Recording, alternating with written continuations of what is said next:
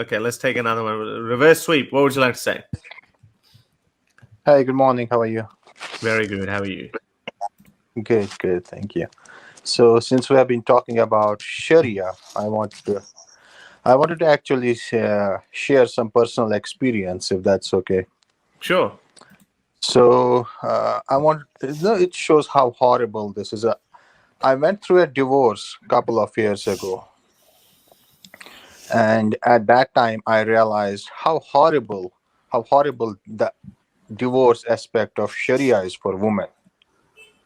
All I had to do apparently was to get two witnesses and announce talaq and give her 3 months of allowance, some lowly allowance, and that was it. And there is some stupid clause that she should not be menstruating at that time. Weird. I don't know what that changes, but that's a different question. The If maintenance, I, sorry, is that called nafaka? Is that the I one? think so. I think Yeah. so. Like 3 months, you just something just so that she can eat for 3 months. That's Yeah, it. nafaka. That's all Yeah, you need okay. to.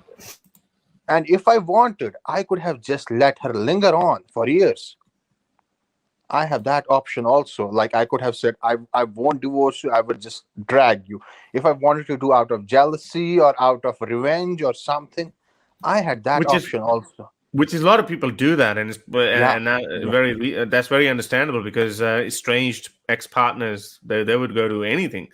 They would yeah. rather pay the lawyers than give money to the other side.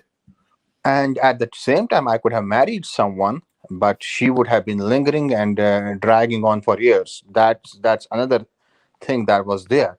That's how lopsided it was in my favor. and and she couldn't divorce me. There is no provision for her to divorce me. I think there are some, I don't know what they call it, kula or something, Yeah, but khulla. which has very strict stipulations, like man has to be important and it has to be proved, something like that. But ultimately, and the, I didn't follow any of that because it didn't just seem human.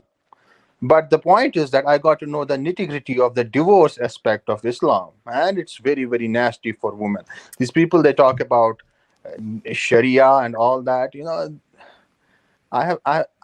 That's what I'm saying. I've experienced it firsthand. How loop-sided it was for it is for women, and how favorable it is for men in that situation. Yeah. Sorry, can I say something on that? Yeah, Yes.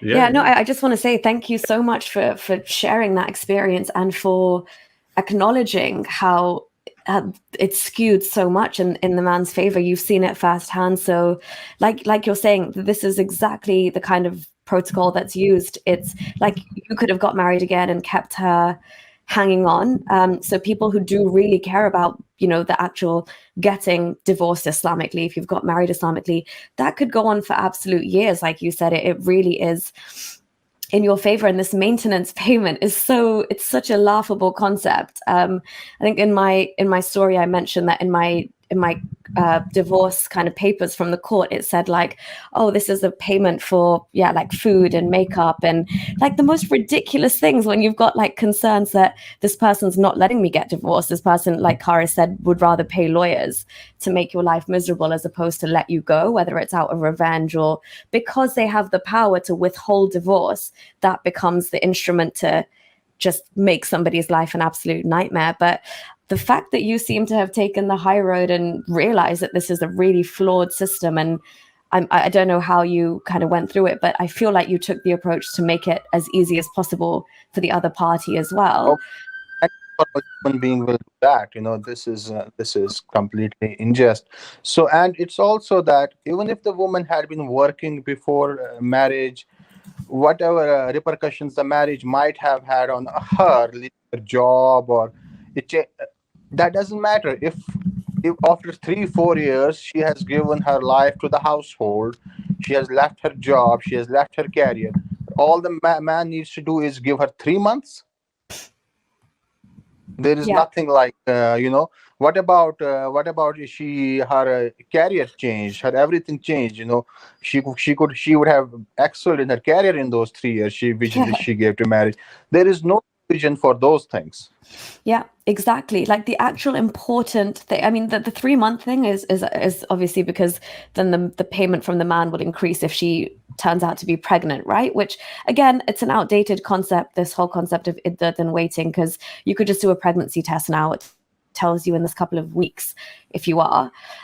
So it's just ways, again, to keep women locked in. Like you're saying, the most important things, like what impact has this marriage had on her life, her career trajectory, the other things that she could have been doing, her options to be financially independent and stable.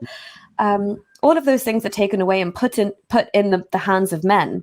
And yeah, it's just so you made my day. It's not because you got divorced. I'm really sorry about everything you've been through, but for a man to actually come out and say, I've been through this and it's shit for women.